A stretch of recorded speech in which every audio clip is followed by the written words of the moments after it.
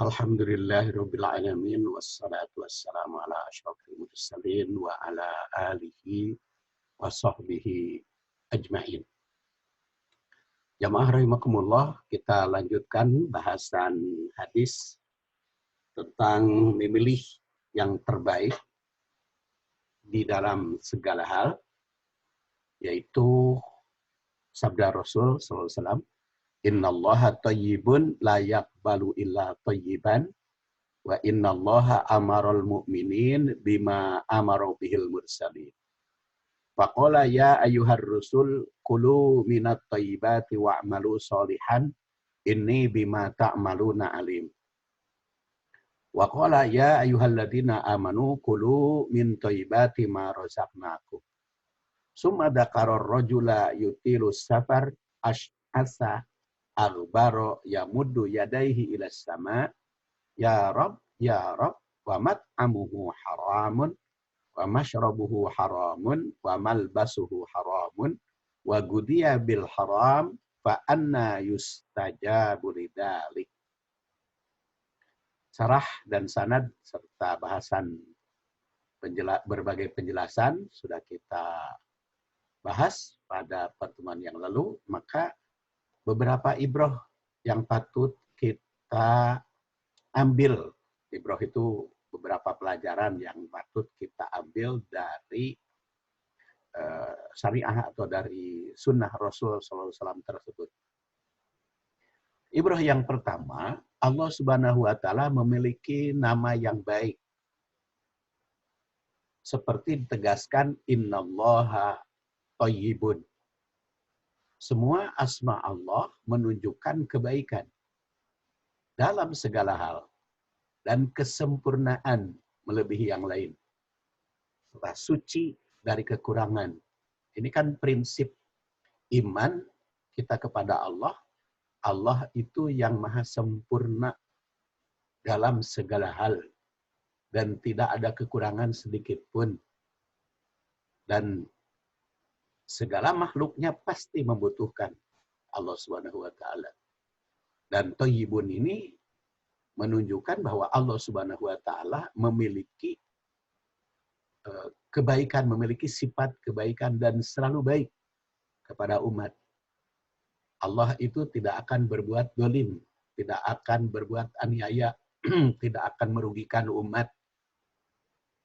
Dan di dalam berbagai hadis kan dan ayat bahkan dikemukakan bahwa kalau manusia itu beramal baik, maka pasti ditingkatkan, dilipat gandakan pahalanya.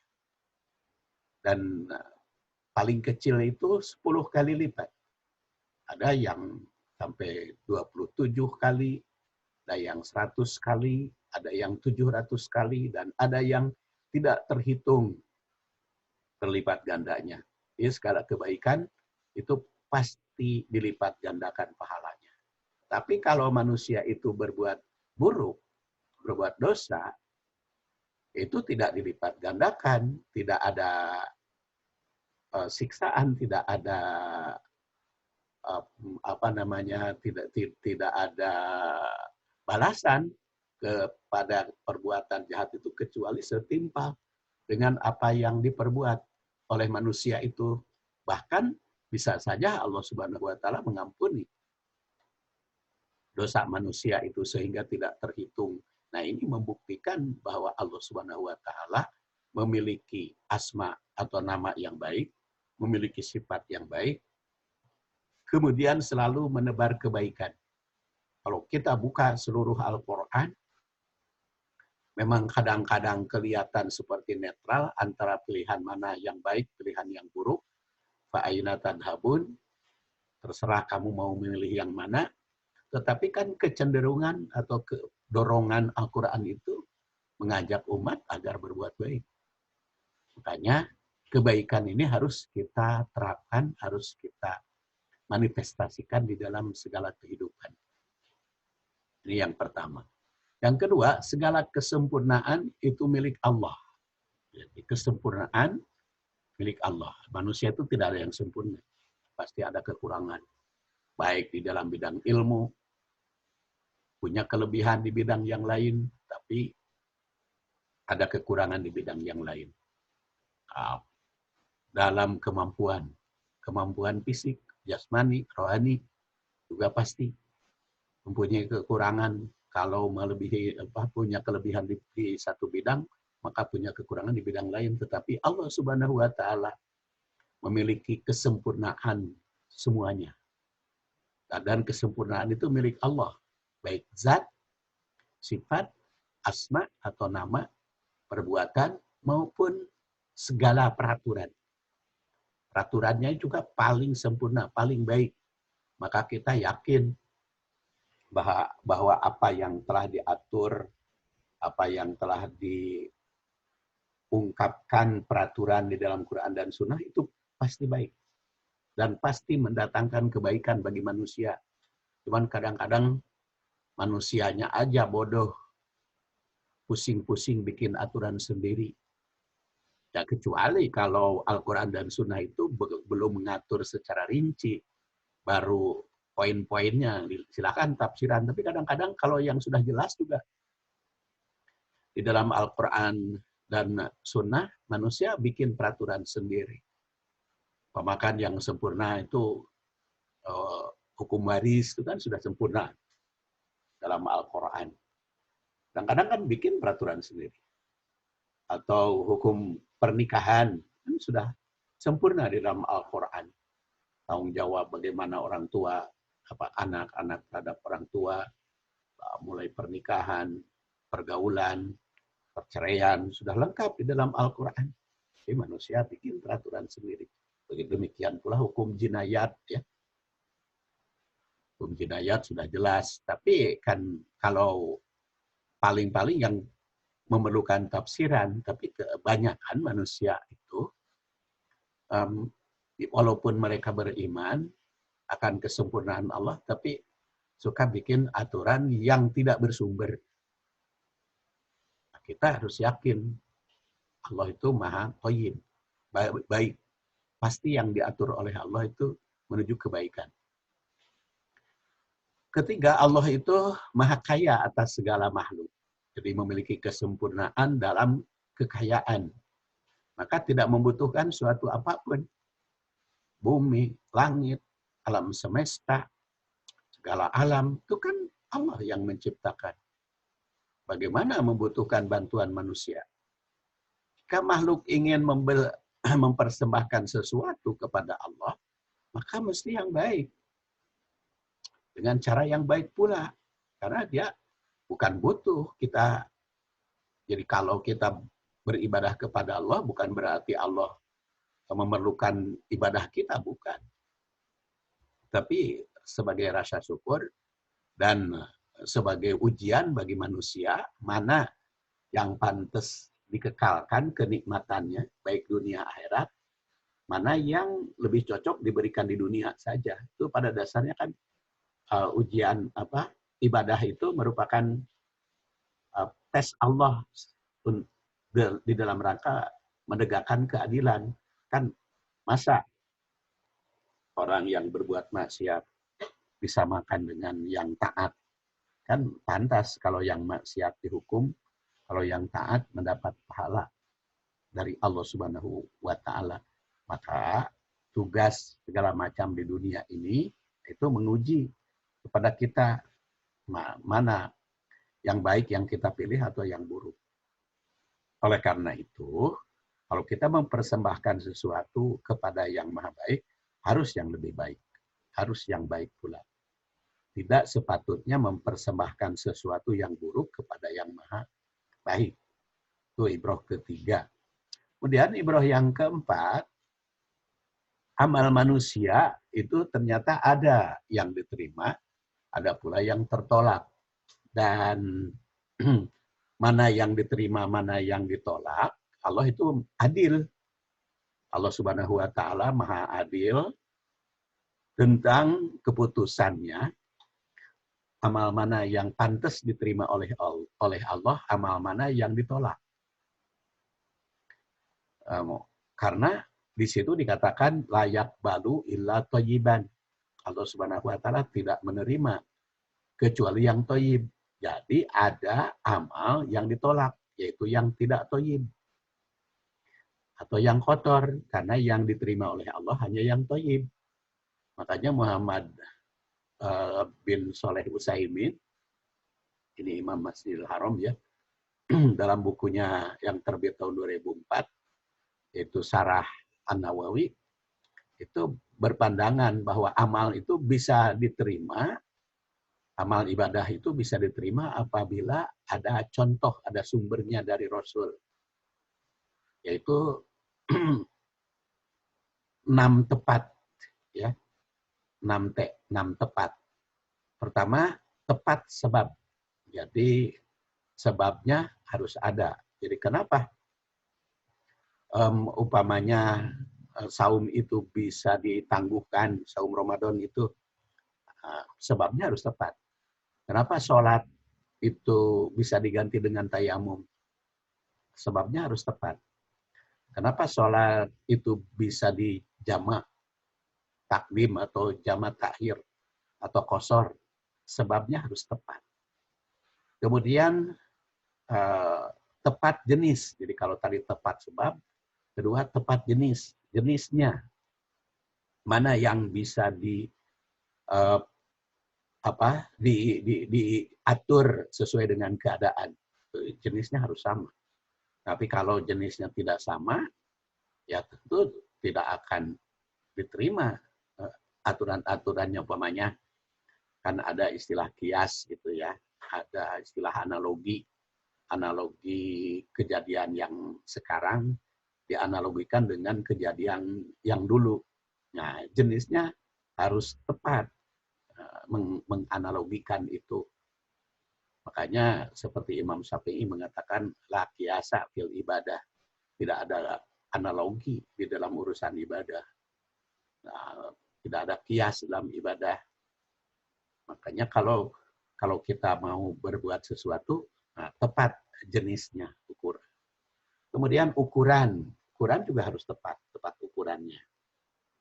Ukurannya mana yang lebih banyak, mana yang lebih sedikit, mana yang kan umpamanya di dalam sholat ya. Kan Rasulullah SAW mengajarkan ketika Ibnu Abbas bertanya, sholat seperti apa afdol, yang paling afdol? Rasul menjawabkan tulul qiyam, panjangnya berdiri. Tapi karena ada doa sujud yang dianjurkan di dalam sujud itu berdoa, lalu kok kenapa sekarang ada sujud lebih lama dari berdiri? Kan ukurannya harus tepat ukurannya. Jadi kalau kenapa sekarang ada tulus sujud lebih lama dari berdiri, kan zaman Rasulullah di dalam sholat berdiri lebih lama dari sujud. Jadi kalaupun sujud mau memanjatkan doa, ya jangan melebihi lamanya dibanding dengan berdiri. Juga kan kenapa harus terakhir, sebagainya. Ini ukuran harus tepat. Ya. Kemudian cara, keempat tepat cara. Ini caranya juga harus tepat. Aturannya segala macam. Termasuk juga di dalam hukuman, hukuman jinayat atau hukum kisos dan sebagainya. Caranya harus tepat. Jangan pura-pura gitu. Kemudian waktunya juga harus tepat waktu. Jadi waktu yang tepat, seperti dalam sholat juga kan ada waktu-waktu yang dilarang, ada waktu-waktu yang diharamkan. Itu harus tepat juga. Saum juga, kemudian ibadat yang lain. Dan juga tempat, kalau ada ibadah yang telah ditetapkan tempatnya, seperti talbiyah ya, labbaik Allahumma labbaik, labbaik la syarika lak labbaik. Di zaman Rasulullah kan tempat talbiyah itu sejak dari mikot dan dalam keadaan ihram. Itu talbiyah. Jadi kalau di luar ihram, di luar tempat mikot, ya Kalau lalu kita bertalbiyah, itu tidak tepat. Karena bukan tempat, bukan tempatnya. Makanya harus tepat. Jadi 6 tepat harus dilaksanakan. Dan itu aturannya telah disempurnakan. Dan orang yang tidak tepat, itu bisa saja ditolak. Yaitu karena layak balu ila thayyiban. Karena tidak baik. Mungkin tidak baik sebabnya, tidak baik jenisnya, ukurannya, cara, waktu, maupun tempat. Bisa saja ditolak karena tidak ada sumber umpamanya. Rasul bersabda, man amila amalan laisa alaihi amruna fahuwa raddun. Barang siapa yang beramal suatu perbuatan yang tidak ada sumbernya dariku, dari Rasul, bahwa raddun, akan ditolak. Hadis ini diriwayatkan oleh Imam Ahmad yang wafat tahun 241 Hijriah dan Muslim yang wafat tahun 261. Kemudian salah satu alasan kenapa ulama fikih itu menetapkan kaidah ibadah itu ada sedikit berbeda dengan kaidah muamalah. Karena kalau ibadah itu harus tepat dalam 6 hal, ya, 6 tepat. Karena kalau urusan ibadah itu mesti ada sumbernya. Seperti Ibnu Hajar al-Asqalani itu mengatakan al-aslu fil ibadah at-tawakkuf. Asal hukum di dalam ibadah itu tawakuf. Tawakuf itu diam, berhenti. Jadi kalau tidak ada perintah, urusan ibadah itu jangan bikin-bikin, jangan cari-cari, jangan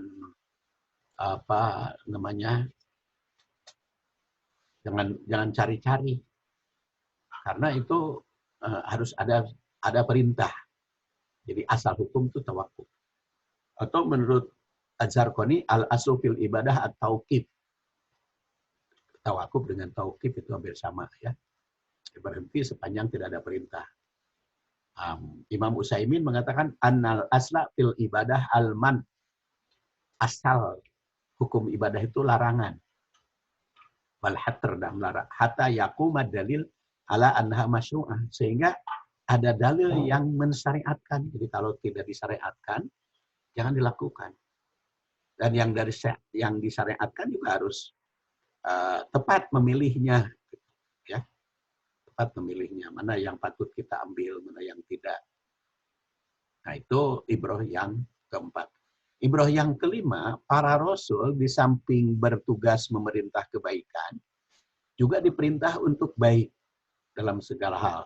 Jadi rasul itu diperintah untuk memerintah kebaikan dan diperintah untuk berbuat baik dalam segala aspek. Salah satu buktinya, ibadah yang dilaksanakan oleh Rasul jauh lebih dibanding umatnya. Karena itu mencontohkan, meneladankan, dan kadang-kadang Rasul juga memerintahkannya tidak membebankan kepada umat. Tidak menimbulkan beban, tidak menimbulkan beban yang berat. Ya. Contoh sholat, ya. Kan solu kama ra'aitumuni usolli. Jadi Rasul tidak menyebut sholatlah seperti aku sholat. Enggak. Tapi sholatlah kalian seperti yang kau lihat. Coba bayangkan kalau kita diperintah oleh Rasul agar sholat seperti Rasul. Kan itu akan berat. Tapi Rasul itu tahu betul umat itu tidak mungkin bisa sholat seperti apa yang dilakukan oleh Rasul. Pada kalimatnya, solu kama ra'aitumuni. Ada istilah kamaro aitumuni, seperti yang kalian lihat. Jadi fisiknya, prakteknya, ya, gerakannya, yang kamu lihat, ya bukan yang dirasakan oleh Rasul, bukan yang bagaimana tentang kehusuannya beliau, bagaimana tentang keimanan beliau, kan tidak diperintahkan kita. Ya seperti yang kalian lihat aja. Para sahabat yang melihat tidak kurang dari 144.000 yang melihat Rasul sholat, ada juga yang mengatakan 124.000 atau ada yang mengatakan jumlah yang lain. ikuti saja seperti apa yang mereka lihat dan mereka ajarkan kepada kita. Itu karena tidak membebani. Dan kalau kita semuanya bertujuan atau berprinsip segala kebaikan, baik dalam ucap, sikap, hati, dan tindakan, maka Allah akan mempertemukan kebaikan pula. Kemanapun pergi, kalau hati kita baik, maka akan menemukan yang baik. Kemanapun pergi, kalau hati kita, tujuan kita busuk, akan bertemu dengan busuk pula. Karena ini telah digariskan dalam surat An-Nur yang sempat saya bacakan pada kajian seri B yang lalu.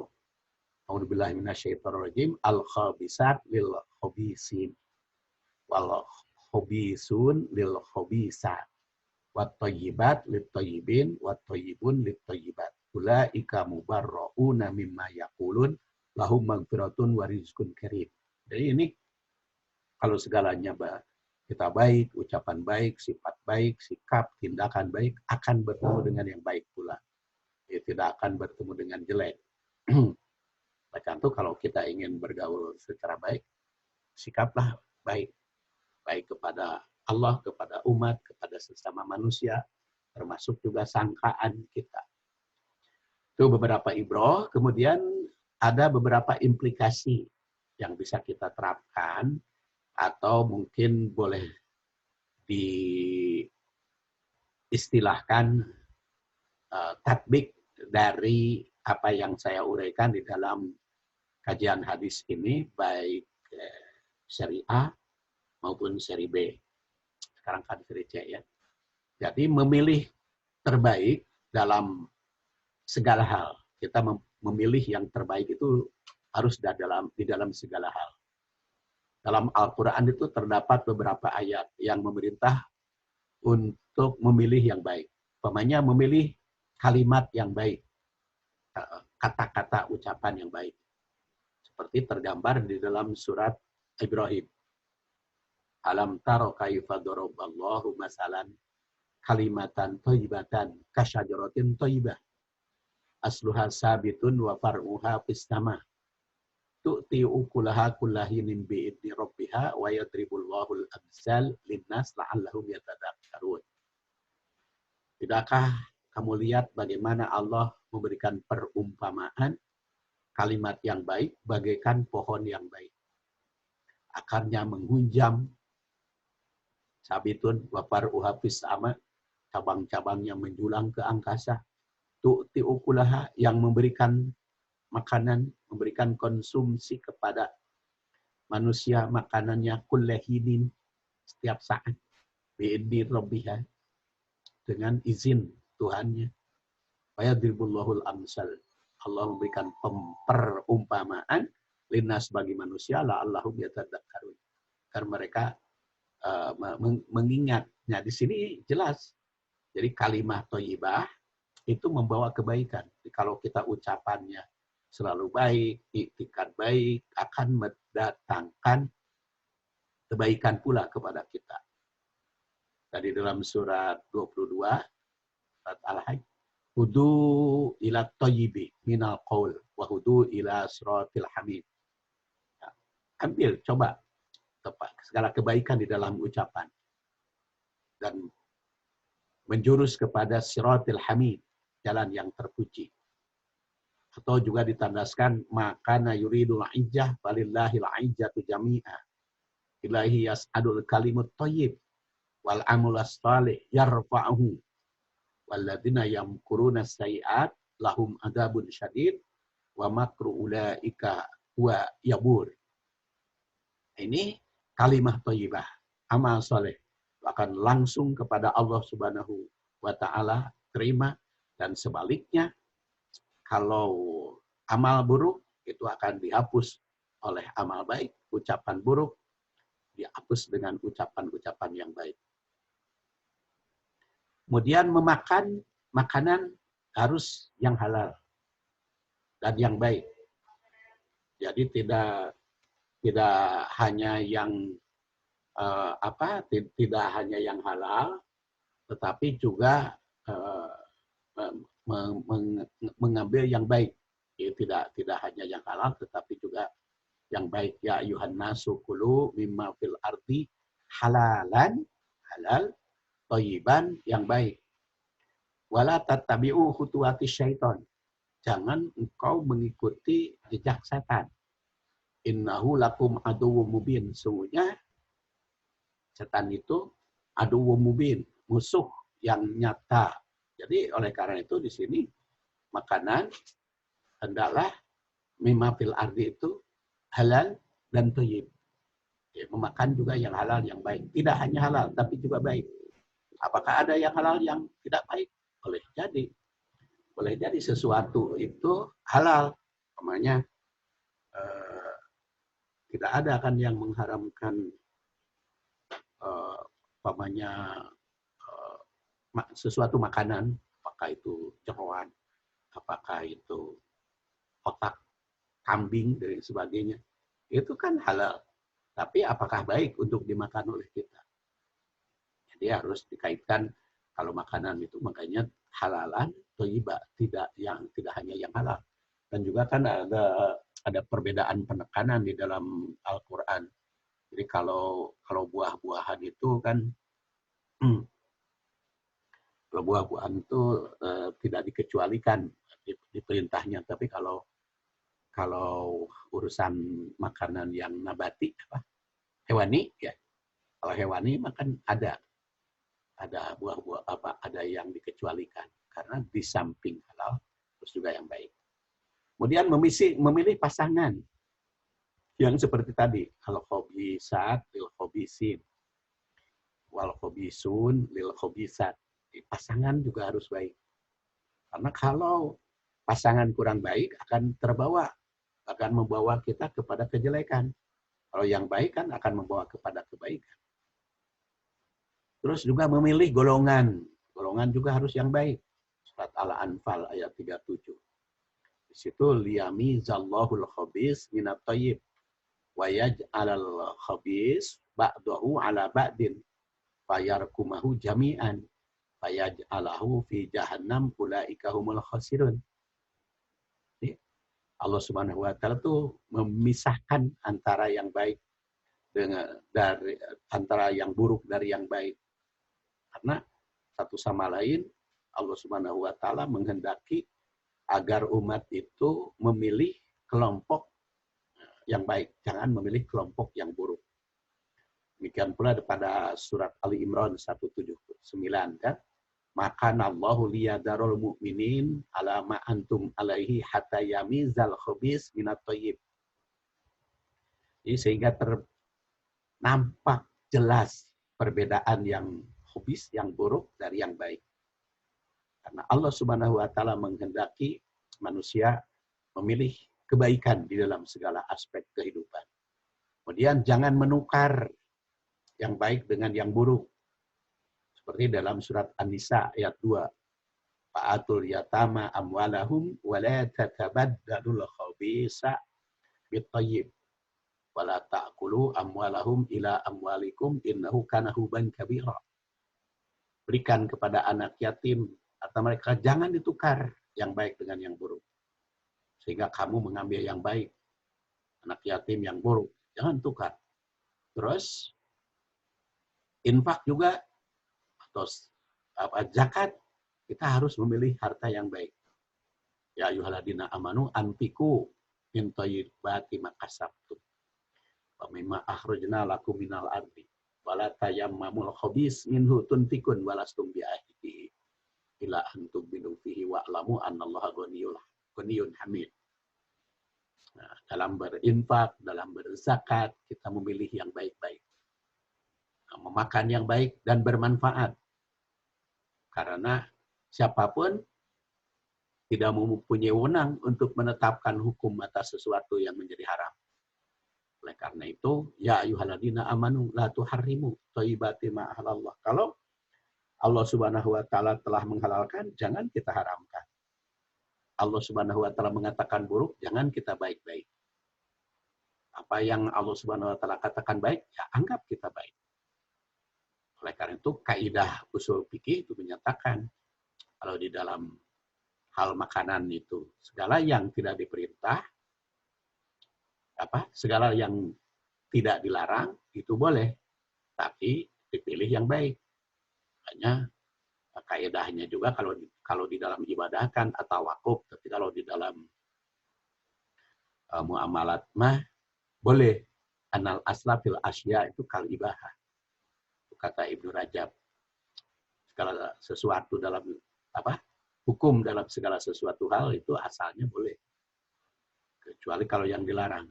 Kata Ibnu Hajar, anal asla fil asya al ibahah. Asal hukum dalam sesuatu boleh, kecuali yang ada syariah yang menetapkan kebalikan. Atau anal asla fil asya al hil. Kalau sesuatu hukumnya halal, illa ayyakuna fihi, kecuali yang mudir madaratkan wal haram. Nah, itu kebaikan. Makanya memakan, kemudian implikasi yang ketiga, memakan yang haram itu dapat menghambat terkabulnya doa. Jadi jangan sampai memakan yang haram, karena barang yang haram itu menghambat terkabulnya doa. Dalam suatu riwayat kan diterangkan bahwa Sa'id bin Abi Waqqas itu berkonsultasi pada Rasul tentang apa yang mesti dipenuhi agar doa dikabul. Maka Rasul bersabda, ya Sa'ad atib mat'amaka, takun mustajab dakwah. Wahai Sa'id, bersihkan, pilih makanan yang baik-baik bagimu, maka Allah akan mengabulkan. Jadi hadis ini menyatakan bahwa salah satu syarat dikabul itu bersih makanannya, baik makanannya. Dan memang telah diakui bersama bahwa makanan yang haram itu bukan hanya berpengaruh pada psikis, tapi juga pada fisik. Setiap makanan yang haram itu maka akan berdampak pada perasaan bersalah. Perasaan bersalah tersebut akan menghantui otak dan hati nurani manusia. Nah, dari pengaruh tersebut membuat pikiran tidak tenang, jantung berdebar, napas terganggu. Ya, lama kelamaan itu menjadi penyakit bagi fisik. Makanya jangan dikira makanan yang haram itu tidak berdampak pada fisik. Pada fisik juga kan banyak kan orang itu kok gering atau pugu-pugu, penyakitnya menderita akibat dari perbuatan yang kurang halal. Saya kira cukup ya kajian kita hadis ini. Mudah-mudahan ada guna dan manfaatnya. Subhanakallahumma wa bihamdika asyhadu an la ilaha illa anta astaghfiruka wa atubu ilaik. Wassalamualaikum warahmatullahi wabarakatuh.